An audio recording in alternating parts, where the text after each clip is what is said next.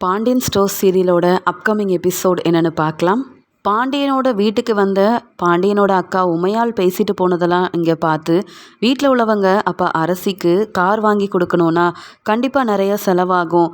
அதுக்காக பாண்டியனுக்கு எப்படியாவது உதவி செய்யணும்னு நினைக்கிறாங்க. அதனால் மீனா ராஜின்னு எல்லாருமே இதை பற்றி பேசிகிட்டு இருக்க மீனா சொல்கிறாங்க, மாமா என் நகை அப்படியே இருக்குது மாமா, அதை வேணும்னா இங்கே நீங்கள் அந்த நகையை வச்சு பணத்தை ஏற்பாடு பண்ணுங்கள், நம்ம அரசியோட கல்யாணம் நல்லபடியாக நடந்தால் போதாதா அப்படின்னு சொல்ல உடனே இங்கே தங்கமயில் ராஜன் எல்லாரும் ரொம்ப பொறுப்பாக பேச இதெல்லாம் பார்த்தா பாண்டியன் ரொம்ப சந்தோஷப்படுறாரு. இந்த வீட்டுக்கு என் பசங்க மட்டும்தான் இருக்காங்கன்னு பார்த்தேன், ஆனால் நீங்கள் 3 பேரும் என் மகளாக இருந்து இந்த நேரத்தில் உதவி செய்யணும்னு நினைக்கிறதே பெருசுமா.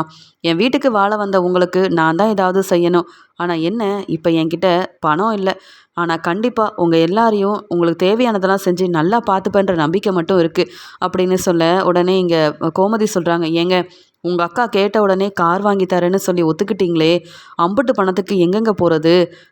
நம்மக்கிட்ட இருக்கிற பணத்தை வச்சு கல்யாணத்தை செய்யலான்னு பார்த்தேன், இன்னும் கொஞ்சம் நகை வாங்கணும், இதில் மாப்பிள்ளைக்கு காரெல்லாம் வாங்கணுன்னா எப்படிங்க இந்த பிரச்சனையெல்லாம் சமாளிக்க போகிறோன்னு தெரியலையே, அரசியோட கல்யாணம் ஆனால் நல்லபடியாக நடக்கணுங்க அப்படின்னு கோமதி கண் கலங்கிக்கிட்டே பேச உடனே இங்கே செந்தில் சரவணன் கதிர்னு கோமதிக்கு ஆறுதலாக சொல்கிறாங்க, அம்மா நாங்கள் இருக்கும்போது நீங்கள் ஏம்மா கண் கலங்கணும், இங்கே நாங்கள் 3 பேர் இருக்கோம், எங்களுக்கு ஒரே தங்கச்சி, அரசியோட கல்யாணத்தை நீங்கள் நினைக்கிறத விட நல்லபடியாக நடத்த தான் போகிறோம், எவ்வளோ பணம் செலவானாலும் பரவாயில்லம்மா, நாங்கள் கண்டிப்பாக அதெல்லாம் பார்த்துப்போம் அப்படின்னு சொல்ல இதெல்லாம் கேட்குற பாண்டியன் சந்தோஷப்படுறாரு. பரவாயில்ல, என் பசங்களும் ரொம்ப நல்லவங்களா இருக்காங்க, இந்த வீட்டுக்கு வாழ வந்த என் மருமகள்களும் 3 பேருமே இந்த குடும்பத்துக்கு ஏற்ற மாதிரி பொறுப்பாக பேசுகிறதெல்லாம் கேட்க ரொம்ப சந்தோஷமாக இருக்குது, சில நேரத்தில் நான் தான் அவங்கள புரிஞ்சுக்க மாட்டேங்கிறேன் போல அப்படின்னு மீனா ராஜி தங்கமயில பார்த்து ரொம்பவே சந்தோஷத்தில் இருக்கிறாரு பாண்டியன். இதை பார்த்துட்டு இருக்க சுகன்யா நினைக்கிறாங்க, பரவாயில்லையே, மாப்பிள்ளைக்கு காரெல்லாம் வாங்கி கொடுத்து அரசிக்கு ரொம்ப ஆடம்பரமாக கல்யாணத்தை பாண்டியன் செஞ்சு வைக்கணும்னு நினைக்கிறாரு. அது மட்டுமா, இந்த குமாரால் அரசி வாழ்க்கையில் மறுபடியும் பிரச்சனை வந்துடக்கூடாது, அரசி குமாரை கல்யாணம் பண்ணிக்க கூடாதுன்னு தானே, படிப்பு கூட முக்கியம் இல்லைன்னு முதல்ல கல்யாண ஏற்பாடு செய்கிறாங்க. நாம் நினைக்கிறது மட்டும் இந்த வீட்டில் எதுவுமே நடக்க மாட்டேங்குதே, இந்த பாண்டியன் தான் இப்படி கல்யாண ஏற்பாடெல்லாம் செய்கிறாருன்னா இந்த அரசியும் குமார் பக்கமே திரும்பாம அவள் அம்மா அப்பா பேச்செல்லாம் கேட்டுட்ருக்கா அப்படின்ற மாதிரி யோசிக்கிறாங்க. அதுக்கப்புறம் கொஞ்ச நேரம் கழிச்சு குமாரை பார்க்கறதுக்காக முத்துவேலோட வீட்டுக்கு போக குமார் இங்கே சுகன்யா கிட்ட சிரிச்சுக்கிட்டே பேசுகிறாங்க, ஆமா சித்தி, அங்கே பாண்டியன் வீட்டில் என்ன நடக்குது, அங்கே அரசி கொஞ்சமாவது என்னை பார்க்க முடியலையேன்னு மனசு வேதனைப்படுறாளா, என்னை பார்க்கணுன்னு அரசி உங்ககிட்ட சொன்னாளா அப்படின்னு கேட்க, குமார் நீ தான் தேவையில்லாமல் அரசியை பற்றி யோசிக்கிற, அரசி இந்த கல்யாணத்துக்கு சம்மதம் சொல்லி கல்யாண ஏற்பாடெல்லாம் செய்கிறாங்க, அரசிக்கு பார்த்த மாப்பிள்ளைக்கு காரெல்லாம் வாங்கி கொடுக்க போகிறாங்களாம், அரசிக்கு நிறைய நகையெல்லாம் போட போகிறாங்களாம், வீட்டில் உள்ள எல்லாரும் அதுக்குண்டான ஏற்பாடெல்லாம் செய்கிறாங்க, நீ என்னடானா அரசு என்கிட்ட பேசுவாளா, அவள் மனசை மாற்றுவேனான்னு என்கிட்ட இப்படி கேட்டுட்ருக்க, அதெல்லாம் நடக்காது குமார், இனி நீ அரசி பக்கம் போகாத, அப்படி போனாலும் ஒரு பிரயோஜனமும் இல்லைன்னு சொல்கிறாங்க. என்ன சித்தி இப்படி சொல்லிட்டீங்க, அப்போ நீங்கள் எனக்கு உதவி செய்ய மாட்டீங்களா அப்படின்னு கேட்க, நான் என்ன உதவி செய்ய முடியும், அதெல்லாம் உதவி செஞ்ச அந்த பாண்டியன் வீட்டில் நான் வசமாக மாட்டிப்பேன், மீனா ஏன் உன் பழனி சித்தப்பான்னு எல்லாரும் என் மேலே அம்புட்டு கோபமாக இருக்காங்க, சந்தேகப்படுறாங்க, என்னால் மறுபடியும் அரசிக்கோ அரசியோட கல்யாணத்துக்கோ ஏதாவது பிரச்சனை வந்ததுன்னு தெரிஞ்சா அந்த வீட்டில் உள்ளவங்க யாரும் என்னை சும்மா விட மாட்டாங்க, எனக்கு எந்த பிரச்சனையும் வரக்கூடாதுன்னு தான் நானே அங்கே எல்லாரும் முன்னாடியும் நடித்து ஏமாத்திட்டு இருக்கேன், உனக்கு உதவி செய்ய போய் நான் மாட்டிக்க கூடாதுல குமார், அதனால தான் சொல்லிட்டு இருக்கேன், சீக்கிரமாகவே ஏதாவது செஞ்சு அரசியை நீ கல்யாணம் பண்ணிக்க, அப்படி இல்லைன்னா நீ எதிர்பார்த்த எதுவுமே நடக்காது, ஏன்னா அரசி கல்யாணம் முடிஞ்ச உடனே வேற ஊருக்கு போயிடுவாளாம், அங்கே போய் தான் அரசி படிக்க போகிறா, மாப்பிள்ளை வேற பார்க்க ரொம்ப நல்லவராக இருக்காரு, அரசியை படிக்க வைக்கிறேன்னு சொல்லியிருக்காரு, இப்போவே பாண்டியன் வீட்டில் உள்ளவங்களுக்கு மாப்பிள்ளை சப்போர்ட் பண்ணுறாரு தெரியுமா, அதனால் குமார் யோசிச்சு ஒரு நல்ல முடிவாயிடு, நான் கிளம்புறேன் அப்படின்னு சொல்லி அங்கே கல்யாண ஏற்பாடெல்லாம் நடக்கிறத இங்கே குமார்கிட்ட சொல்லிட்டு உடனே சுகன்யா பாண்டியனோட வீட்டுக்கு கிளம்பி போயிடுறாங்க. இங்கே எப்பயும் போல் கடைக்கு கிளம்பி போகிறாரு பாண்டியன். அந்த சமயம் அவங்களோட அக்கா உமையால் ஃபோன் பண்ணுறாங்க, பாண்டியா நம்ம சொந்தக்காரங்க நம்ம வீட்டுக்கு வந்திருக்காங்க, உன்னை பார்க்கணுன்னு சொல்கிறாங்க, உன் பொண்ணை தான் நான் என் மருமகளாக்க போகிறேன்னு தெரிஞ்ச உடனே அம்புட்டு சந்தோஷப்பட்டாங்க, ரொம்ப நாள் ஆகுது உன் வீட்டில் உள்ளவங்கள பார்க்கணும், என் மருமகளை பார்க்கணுன்னு ஆசைப்படுறாங்க, கூட்டிகிட்டு வரட்டுமா, உன்கிட்ட சொல்லாமல் அங்கே கூட்டிகிட்டு வரக்கூடாதுன்னு தான் ஃபோன் பண்ண பாண்டியா அப்படின்னு சொல்ல, அக்கா என்னக்கா நீ என் சம்மந்தியாக போகிற, நீ என் வீட்டுக்கு வரக்கூடாது, உன் சொந்தக்காரங்க என் வீட்டுக்கு வரக்கூடாதுன்னு நான் சொல்லுவேனா, தாராளமாக கூட்டிகிட்டு வாக்கா, நானும் அவங்கள பார்த்தா சந்தோஷப்படுவேன்ல, உன் மருமகளை பார்க்கணுன்னு ஆசைப்பட்டா நீ கூட்டிகிட்டு வர வேண்டியதானே, இது எதுக்குக்கா ஃபோன் பண்ணிலாம் கேட்டுட்ருக்க, சரி நீ வா நானும் வரேன் வீட்டுக்கு அப்படின்னு சொல்ல, நீ கடையில் வேலை பார்த்துட்ருப்பல பாண்டியா, உன்னால் எப்படி வர முடியும்னு கேட்குறாங்க. பரவாயில்லக்கா நான் வரேன் அப்படின்னு சொல்லி பாண்டியனும் உமையாலும் அவங்க சொந்தக்காரங்க யாரோ வராங்கன்னு அவங்க அக்கா சொன்னதால் கடையிலேருந்து பாண்டியன் வந்துடுறாரு. உடனே கோமதியும், என்னங்க இம்பிட்டு சீக்கிரமாக வீட்டுக்கு வந்துட்டீங்களேன்னு கேட்க, அது வேற ஒன்றும் இல்லை, என் அக்கா ஃபோன் பண்ணாங்க, சொந்தக்காரங்க வந்திருக்குறாங்களாம், நம்ம அரசியை பார்க்கணுன்னு ஆசைப்படுறாங்களாம், அதனால் அக்கா கூட்டிகிட்டு வரேன்னு சொன்னாங்க. சரி அவங்க வரும்போது நான் கடையில் இருந்தால் நல்லா இருக்காதுல்ல, எப்படியும் நம்ம பொண்ணு கல்யாணம் முடிகிற வரைக்கும் எல்லாத்துக்கும் நாமளும் துணையாக தானே இருக்கணும்னு நானும் கிளம்பி வந்துட்டேன். சரி அவங்களுக்கு சாப்பாடு ஏற்பாடெல்லாம் செய், முதல்ல காஃபியெல்லாம் போட்டு வை அப்படின்னு கோமதி கிட்ட சொல்லிட்டு இருக்க, உமையால் அவங்க சொந்தக்காரங்களையும் கூட்டிகிட்டு பாண்டியனோட வீட்டுக்கு வராங்க. பாண்டியனும் அக்கா வாக்கா அப்படின்னு சொல்ல, நம்ம மாமா தான் பாண்டியா, ரொம்ப நாள் கழிச்சு நம்ம வீட்டுக்கு வந்தார், மருமகளை பார்க்கணுன்னு ஆசைப்பட்டாரு. மாமா நம்ம பாண்டியனோட மகளை தான் நான் என் வீட்டு மருமகளாக போகிறேன், என் பையனுக்கு கல்யாணம் பண்ணி வைக்க போகிறேன், காலேஜ் படிக்கிறா, அரசி என் வீட்டுக்கு மருமகளாக வர நான் தான் கொடுத்து வச்சுருக்கணும், அரசியை என் பையன் சதீஷுக்கு ரொம்ப பிடிச்சிருச்சு, அதனால தான் கல்யாண ஏற்பாடெல்லாம் செஞ்சிட்ருக்கோம், கல்யாணத்துக்கும் நீங்கள் கண்டிப்பாக வந்துடணுமாமா அப்படின்னு சொல்லி பேசிகிட்ருக்க, அங்கே வீட்டுக்கு வந்தவங்க கிட்ட கோமதியும் காஃபியெல்லாம் கொடுத்து நல்லா உபசரிக்கிறாங்க. உடனே உமையால் கேட்குறாங்க, எங்கே பாண்டியா, அரசி எங்கே, என் மருமக எங்கே, அவளை கூப்பிடு, அவளை பார்க்கணும் தானே, அம்புடு தூரத்துலேருந்து மாமா வந்திருக்காங்க அப்படின்னு சொல்ல, உடனே கோமதி இருங்க நான் கூட்டிகிட்டு வரேன் அப்படின்னு சொல்லிட்டு ரூமுக்கு போக, எப்பயும் போல் ரொம்பவே சோகமாக உட்காந்துட்ருக்குறாங்க அரசி.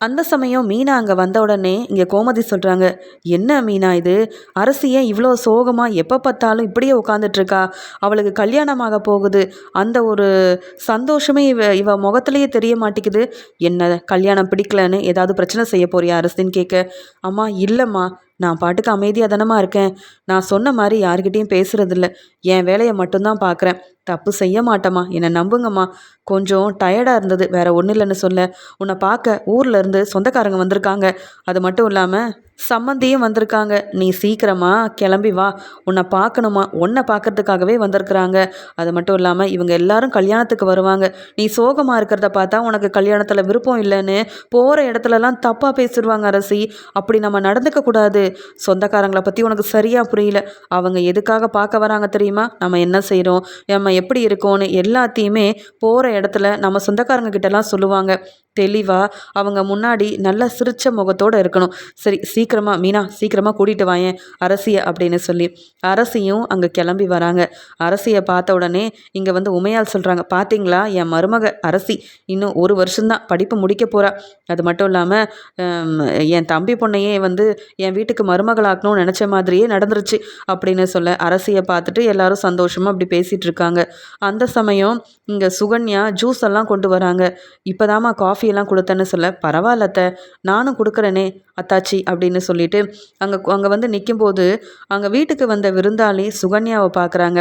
மெதுவாக உமையால் கிட்ட கேட்குறாங்க, ஆமாம் இவங்க யார் அப்படின்னு கேட்க, வேற யாரு, நம்ம பழனியோட மனைவி, பழனிக்கு கல்யாணம் ஆயிடுச்சு உங்களுக்கு தெரியாதா, சுகன்யா இப்போ தான் கல்யாணம் ஆச்சு, இந்த வீட்டில் தான் இருக்கா, நம்ம ஊர் பக்கத்தில் தான் சுகன்யாவோட அம்மா வீடும் இருக்குது, சுகன்யாவை முன்னாடியே பார்த்துருக்குறீங்களா, பழனியோட மனைவி அவங்களுக்கு ஏற்கனவே தெரியுமா என்ன, இல்லை சுகன்யாவை பற்றி விசாரிக்கிறீங்களே அதான் கேட்டேன் அப்படின்னு இங்கே உமையால் அவங்க மாமா கிட்ட கேட்க, அவருக்கு நல்லா புரிய வருது, இந்த சுகன்யாவால் அந்த ஊரில் எம்பிட்டு பிரச்சனை வந்தது, ஆனால் பழனிக்கா இந்த சுகன்யாவை கல்யாணம் பண்ணி வச்சுருக்காங்க, இப்போ விசாரிக்காம தான் இந்த கல்யாணம் நடந்திருக்கும் போல, இந்த சுகன்யா பேசினா எதிரில் யாரும் நிற்க முடியாதே, அது மட்டும் இல்லை முதல் கல்யாணத்திலேயே இந்த சுகன்யா செஞ்ச பிரச்சனையால் தானே மாப்பிள்ளை இந்த சுகன்யா கூட வாழ மாட்டேன்னு சொல்லி அங்கேருந்து வெளுத்து வாங்கில அனுப்பிவிட்டாரு, மறுபடியும் என்ன ஏதுன்னு தெரியாமல் பழனியவா இந்த சுகன்யா கல்யாணம் பண்ணியிருக்கா, நம்ம பழனி எல்லாரையும் சிரிக்க வச்சு பார்த்து ரொம்ப சந்தோஷமாக இருக்கிற ஒரு ஆள், அந்த பழனிக்கு இப்படியா வாழ்க்கை அமையணும் அப்படின்னு அங்கே வந்த மாமாவும் சுகன்யாவை பார்த்து மெதுவாக கண் கலங்குறாரு.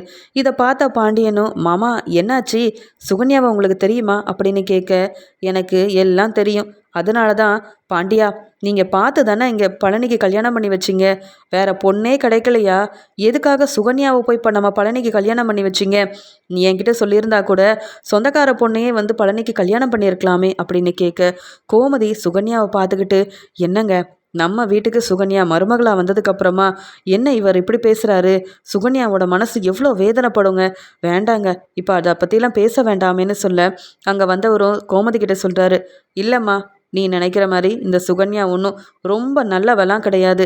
அந்த மாதிரி உங்ககிட்ட போய் சொல்லி ஏமாத்துவா, நடிப்பா. மற்றபடி இவளை வந்து எங்கள் ஊரில் விசாரிச்சு பாருங்க. சுகன்யா யார், எப்படிப்பட்டவ, இவ குணம் என்னன்னு உங்களுக்கே புரிய வந்திருக்கும். என்ன விசாரிக்காமல் பழனியோட வாழ்க்கையை பற்றி யோசிக்காமல் கல்யாணம் பண்ணி வச்சிட்டீங்க அப்படின்னு சொல்ல சுகன்யாவுக்கு வீட்டுக்கு வந்தவங்கள பார்த்து அவ்வளோ கோபம் வருது. என்ன பற்றின உண்மையை வீடு தேடி வந்து வர சொல்கிறாங்க. மாப்பிள்ளை வீட்டில் உள்ளவங்களா இருக்க போய் நான் பொறுமையாக இருக்கேன். ஆனாலும் இதுக்கப்புறமும் எதுவும் பேசினா சும்மா இருக்கவே கூடாது அப்படின்னு கோவமாக முறைச்சிக்கிட்டே நிற்கிறாங்க சுகன்யா. உடனே உமையாலும் வீட்டுக்கு வந்த பாண்டியனோட மாமா கிட்ட கேட்குறாங்க, என்ன சொல்ல வரீங்க? ஏதோ பழனியோட வாழ்க்கையில் நாங்கள் தேவையில்லாமல் சுகன்யாவை பற்றி விசாரிக்காமல் கல்யாணத்தை செஞ்சு வச்சுட்டோன்னு சொல்கிறீங்களே, அப்போ இந்த சுகன்யாவை பற்றி உங்களுக்கு என்ன தான் தெரியும்னு கேட்க, நாங்கள் ஏற்கனவே இவங்க ஊரில் தான் இருந்தோம். இந்த சுகன்யாவுக்கு ஏற்கனவே கல்யாணமானப்ப அங்கே ஒழுங்காக சந்தோஷமாக வாழாமல் அந்த வீட்டுக்கு வாழ வந்த உடனே பெரியவங்களை எதிர்த்து பேசி அவமானப்படுத்தி பெரிய பிரச்சனை செஞ்சுக்கிட்டே இருக்க மாப்பிள்ளை பையனும் ரொம்ப பொறுமையாகவே போனான். ஆனால் கொஞ்ச நாளையில் இந்த சுகன்யாவோட குணம் சரியில்லைன்னு மாப்பிள்ளை பையனுக்கு தெரிய வர சுகன்யாவை என்ன செய்யன்னு கூட தெரியாமல் இனி சுகன்யா கூட வாழ மாட்டேன்னு அங்கேருந்தே வெளியில் அனுப்பிட்டாங்க. அது மட்டும் இல்லாமல் இந்த சுகன்யாவை பற்றி எல்லாருக்கும் தெரிய போய் யாரும் அடுத்தது கல்யாணத்துக்கு மாப்பிள்ளை கொடுக்க முன் வரவே இல்லை. இப்படிப்பட்ட பொண்ணு நம்ம வீட்டுக்கு வந்தால் நாம தான் அவமானப்பட்டு நிற்கணும். ஏன்னா சுகன்யா பேசினா அவள் வந்து யாருக்குமே பொறுமையாக போகிற ஒரு ஆளே கிடையாது. அது மட்டும் இல்லாமல் சுகன்யா நினைக்கிறத செஞ்சாகணும்னு ரொம்ப அடம் பிடிக்கிற ஒரு ஆள். இப்படிப்பட்ட பொண்ணு எப்படி வந்து பழனிக்கு வந்து சரியாகும்னு நீங்கள் கல்யாணம் பண்ணி வச்சிங்கன்னு தான் என்னால் ஏற்றுக்கவே முடியல. சுகன்யா கூட வாழ்கிற பழனியை கேட்டால் தான் தெரியும் சுகன்யாவால் அவன் எவ்வளோ பிரச்சனையில் இருக்கான்னு அப்படின்னு சுகன்யாவை பற்றின எல்லா உண்மையும் வீட்டுக்கு வந்த பாண்டியனோட மாமா ரொம்ப தெளிவாக பேச எல்லாரும் இங்கே சுகன்யாவை பற்றி அவர் சொன்ன உடனே திருன்னு முழிச்சுக்கிட்டே சுகன்யாவை பார்க்க சுகன்யா இருந்த கோவத்தில் போதும் போதும் வீட்டுக்கு வந்த நீங்கள் பாண்டியன் மாமாவை பார்க்க வந்தால் பேசிட்டு கிளம்ப வேண்டியதானே, அதென்ன என்னை பற்றி தப்பாக பேசிகிட்டு இருக்கீங்க, என்னை பற்றி விசாரிக்கலாம் ஒன்றும் இல்லை, நான் நல்லா தான் இருக்கேன், வேணும்னு அத்தாச்சிக்கிட்ட கேட்டு பாருங்க. ஏன் அத்தாச்சி, என்னால் இந்த வீட்டில் ஏதாவது பிரச்சனை வந்திருக்கா? நான் வீட்டு வேலையெல்லாம் செஞ்சு பொறுப்பாக தானே இருக்கிறேன், இவங்க பேச்செல்லாம் கேட்காதீங்க அத்தாச்சி அப்படின்னு சொல்ல அங்கே வந்த பாண்டியனோட மாமாவும் இப்படியே தான் கொஞ்ச நாளைக்கு நடிப்பா, அப்புறம் இவ யாருன்னு உங்களுக்கே தெரிய வரும்.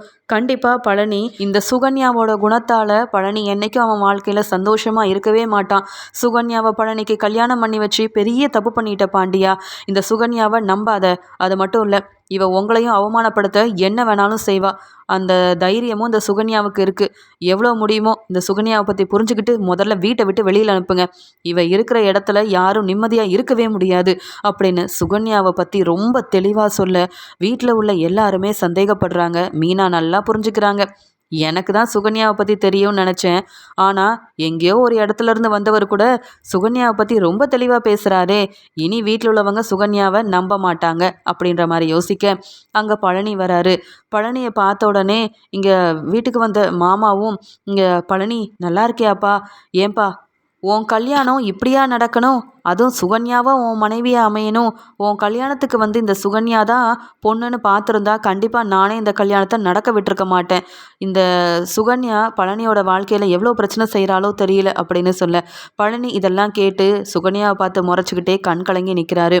உடனே உண்மையால் சொல்கிறாங்க, சரி சரி, நம்மளால் இங்கே பாண்டியன் வீட்டில் பிரச்சனை வர வேண்டாமாமா, அதான் நீங்கள் என் மருமகளை பார்த்துட்டீங்கல்ல, நம்ம கிளம்புவோம் அப்படின்னு சொல்ல ரொம்ப கோவமாக சுகன்யா சொல்கிறாங்க, வந்ததும் வராததுமா என்னை பற்றி தப்பு தப்பாக பேசி வீட்டில் உள்ளவங்க எல்லாரும் என்னை சந்தேகப்படுற மாதிரி செஞ்சிட்டிங்கல்ல, எதுக்காக இப்படி என்னை பற்றி தப்பாக பேசணும்? நான் என்ன உங்கள் வீட்டு பக்கத்துலையா இருந்தேன் என்னை பற்றி நீங்கள் தெரிஞ்சுக்கிறதுக்குன்னு சொல்ல, எனக்காமா தெரியாது உன்னை பற்றியும் தெரியும், உன் குடும்பத்தை பற்றியும் தெரியும். நீங்கள் பாண்டியன் வீட்டில் உள்ளவங்களை ஏமாற்றி தான் பழனியை கல்யாணம் பண்ணியிருக்கீங்கன்னு நல்லாவே தெரியும். ஏற்கனவே உனக்கு ஒரு கல்யாணம் ஆச்சே, எதுக்காக உன் வீட்டுக்காரர் உன்னை வேண்டான்னு சொன்னார், அந்த உண்மையை இப்போ சொல்லு பார்ப்போம் அப்படின்னு சொல்ல இங்கே அவ்வளோ நேரம் பேசிகிட்டு இருந்த சுகன்யா அமைதியாக நிற்கிறாங்க. உன்னால் சொல்ல முடியாதுமா, ஏன்னா நீ அப்படிப்பட்ட வேலையை செஞ்சுட்டு வந்திருக்க. மறுபடியும் பழனியோட வாழ்க்கையில் உன்னால் ஏதாவது பிரச்சனை வந்தது, சொந்தக்காரங்க நாங்கள்லாம் பார்த்துட்டு சும்மா இருப்போன்னு மட்டும் நினைக்காத அப்படின்னு வெளுத்து வாங்கிட்டு எதிர்த்து பேசின சுகன்யாவை நல்லா திட்டிட்டு வந்த சொந்தக்காரங்களும் உமையாலும் அங்கேருந்து கிளம்புறாங்க. உடனே பழனி கோமதியை பார்க்குறாங்க, அக்கா பாத்தியாக்கா, அன்னைக்கு கூட ஏதோ பெருசா நான் தான் தப்பு பண்ணிட்டேன்னு நிக்க வச்சு நீயும் மச்சானும் கேள்வி கேட்டீங்கல்ல. இன்னைக்கு பாரு, நமக்கு தெரிஞ்சவங்க கூட வீட்டில் வந்து இந்த சுகன்யாவோட குணம் என்னன்னு சொல்லிட்டு போறாங்க. உனக்கு புரியுதா இல்லையாக்கா அப்படின்னு சொல்ல, உடனே கோமதி கேட்குறாங்க, பழனி, சுகன்யா நம்ம வீட்டில் எல்லார்கிட்டேயும் நல்ல விதமாக நடந்துக்கிறா, வீட்டு வேலையெல்லாம் செய்கிறா, பொறுப்பாக தானே இருக்கா.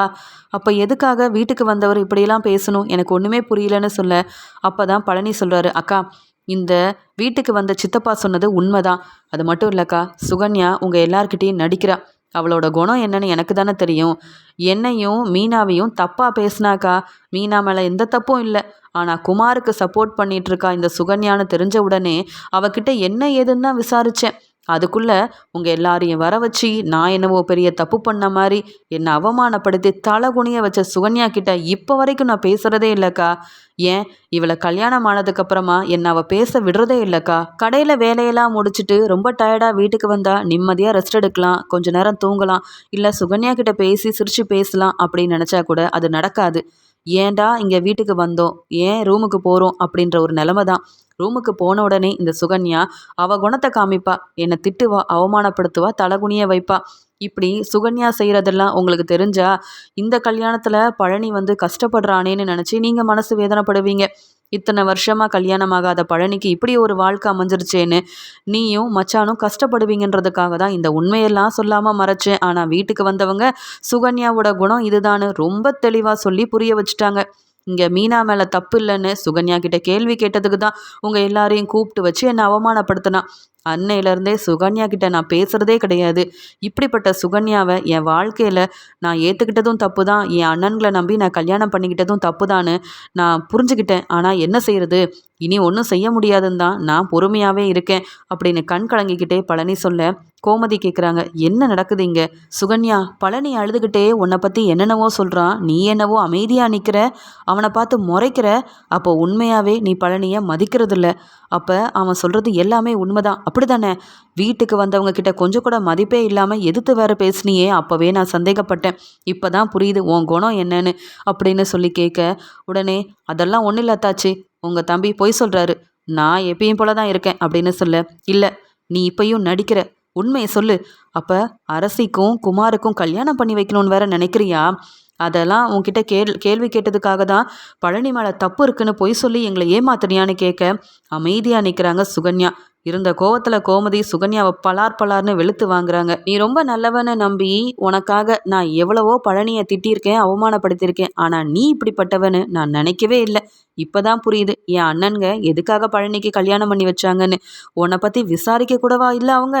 இப்படி ஏற்கனவே முதல் வாழ்க்கையிலேயே பிரச்சனை செஞ்ச நீ பழனி கூட எப்படி சந்தோஷமாக வாழ்வ. என் தம்பி பழனியோட வாழ்க்கை இப்படி ஆயிடுச்சேன்னு சொல்லி ஒரு பக்கம் ரொம்பவே மனசு வேதனைப்படுறாங்க. பாண்டியன் சொல்கிறாரு, சுகன்யா, கல்யாணமானது ஆனது, ஆனால் அதுக்குன்னு உன் இஷ்டத்துக்கு உன் விருப்பத்துக்கு இந்த வீட்டில் என்ன வேணாலும் செய்யலான்னு நினைக்காத. நான் இப்போ சொல்கிறேன் கேட்டுக்க. குமார் கூட அரசிக்கு கல்யாணம் பண்ணி வைக்கணும்னு நீ இந்த வீட்டில் இருந்து திட்டம் போட்டனா, அப்புறம் நீ பழனி கூட நீ இப்பையும் சந்தோஷமாக வாழலை, ஆனால் வாழவே வேண்டான்னு நாங்கள் எல்லாரும் ஒன்று சேர்ந்து ஒரு முடிவு எடுத்துருவோம், ஞாபகம் வச்சுக்கோ. இந்த வீட்டில் இருக்க பிடிக்கலனா கிளம்பி போயிட்டே இருக்க வேண்டியதானே. அதை விட்டுட்டு இந்த வீட்டில் பழனியை வச்சு பிரச்சனை செய்கிறது, அரசியையும் குமாரையும் கல்யாணம் பண்ணி வைக்கணும்னு நீயா ஒரு முடிவெடுத்து திட்டம் போடுறதுன்னு ஏதாவது செஞ்சிட்டு இருந்தனா அம்புட்டு தான். இத்தனை நாள் உன்னை நான் நம்பினேன், உன் மேலே நம்பிக்கை வச்சு தான் நான் மீனாவை கூட அன்னைக்கு திட்டினேன். ஆனால் இனி உன்னை நான் நம்பவே மாட்டேன். உன்னை பற்றி தெரிஞ்சவங்கெல்லாம் வந்து வீடு தேடி வந்து சொன்னதுக்கப்புறமாவும் நீ சொல்கிறதெல்லாம் நம்புவோம் அப்படின்னு என்னைக்கும் நினைக்காத. பேசாமல் பழனியோட அண்ணன்க வீட்டுக்கு போய் கொஞ்ச நாள் அங்கே இரு. அது மட்டும் இல்லாமல் ஒன்னெல்லாம் பழனிக்கு கல்யாணம் பண்ணி வச்சுட்டாங்களே அப்படின்றது நினைக்கும் போது தான் என்னால் தாங்கிக்கவே முடியல அப்படின்னு சொல்லி கண் கலங்கி பழனியோட வாழ்க்கையை நினச்சி யோசிக்கிறாரு பாண்டியன். உடனே சுகன்யாவும், போதும் போதும், எல்லாரும் என்னவோ நான் பெருசாக தப்பு பண்ண மாதிரி பேசுகிறீங்க. நான் இந்த வீட்டில் பொறுப்பாக தான் இருக்கிறேன், அதை புரிஞ்சிக்காத உங்கள் கூட இருக்கணுன்ற அவசியம் எனக்கு இல்லை. நான் என் அம்மா வீட்டுக்கு போவேன், அப்படி இல்லைனா உங்கள் பழனியோட அண்ணன் வீட்டுக்கும் போவேன். அது என்னோட விருப்பம். நீங்களாம் எதுக்கு அதை பற்றி சொல்கிறீங்க. நான் போகும்போது என் வீட்டுக்காரர் பழனியவும் சேர்த்து தான் கூட கூட்டிகிட்டு போவேன், தனியாலாம் போக மாட்டேன் அப்படின்னு சொல்ல பழனி சொல்கிறாங்க, என்னது, நான் உன் கூட வரணுமா. உன் கூட நான் என்னைக்கு சந்தோஷமாக வாழ்ந்தேன் நீ கூப்பிட்ட இடத்துக்கெல்லாம் வரதுக்கு. உன்னை ஏதோ கல்யாணம் பண்ணிக்கிட்டேன், ஆனால் உன்னால் நான் என்றைக்கும் நிம்மதியாக இருந்ததே இல்லை. என் மச்சானும் என் அக்காவும் என்ன சொல்கிறாங்களோ அதை தான் நான் கேட்பேன். நீ கூப்பிட்ட இடத்துக்கெல்லாம் வரணுன்ற அவசியம் எனக்கு இல்லை. இப்படிப்பட்ட மனைவியே வேண்டான்னு சொல்கிறேன். நீ கூப்பிட்டா உடனே என் அண்ணன் வீட்டுக்கும் உன் அம்மா வீட்டுக்கும் நான் வந்துடுவேனா? உன்னால் இந்த வீட்டில் பிரச்சனை வரக்கூடாதுன்னு தான் உன்னை கிளம்ப சொல்கிறோம். நீ என்னை கூப்பிட்டாலாம் என்னால் வர முடியாது. நீ என்னைக்காவது எனக்கு மனைவியாக நடந்திருக்கியா? இல்லை பொறுப்பான ஒரு மருமகளாக தான் இருந்திருக்கிறியா? ஒன்றும் இல்லை. அதனால் முதல்ல இங்கேருந்து கிளம்பு. உன்னை பார்த்தாலே அவ்வளோ கோவம் வருது. ஆனால் இன்னைக்கு என் மச்சானும் என் அக்காவும் உன்னை நல்லா புரிஞ்சுக்கிட்டாங்க. அதனால் எனக்கு இனி பிரச்சனை கிடையாது. எனக்கு சந்தோஷந்தான் அப்படின்னு சொல்கிறாரு பழனி. இதுக்கு மேலேயும் இங்கே நின்னா சரிப்பட்டு வராது. என் வீட்டுக்காரர் பழனியே என்னை இம்புட்டு அவமானப்படுத்துகிறாரு. அதனால் அம்மா வீட்டுக்கு கிளம்பிட வேண்டியதான் அப்படின்னு ரொம்ப கோவமாக பழனியை பார்த்து முறைச்சிக்கிட்டே பாண்டியன் வீட்டில் இருந்து கிளம்பி தான் அம்மா வீட்டுக்கு போகிறதா சொல்லிட்டு போகிறாங்க இங்கே வந்து சுகன்யா. அந்த சமயம் இது எல்லாத்தையும் பார்த்துட்டு இருந்த மீனா கோமதிக்கிட்டேயும் பாண்டியன்கிட்டையும் நடந்த ஒவ்வொன்றையும் சொல்கிறாங்க. அரசிக்கிட்ட இங்கே சுகன்யா பேசினது மனசை மாற்றணும்னு நினச்சது, பழனிக்கிட்ட வந்து பிரச்சனை செஞ்சதுன்னு ஒவ்வொன்றா சொல்ல வீட்டில் நடந்த எல்லாமே இங்கே கோமதிக்கு தெரிய வர உடனே கோமதி பாண்டியன்கிட்ட என்னங்க இங்கே சுகன்யா நம்ம வீட்டுக்கு மருமகளாக வந்திருக்கா, நல்லபடியாக பொறுப்பாக இருப்பான்னு பார்த்தா இப்படியெல்லாம் செஞ்சுருக்காளே, இனி பழனியோட வாழ்க்கை என்னங்க ஆகும் அப்படின்னு பழனியை நினச்சி கண் கலங்கி இங்கே கோமதியும் பாண்டியனும் யோசிக்க ஆரம்பிக்கிறாங்க. ஆனால் சுகன்யா எப்படியோ வீட்டை விட்டு வெளியில் போயிட்டா, இனி எனக்கு நிம்மதி தான் அப்படின்னு பழனி யோசிக்கிறாரு.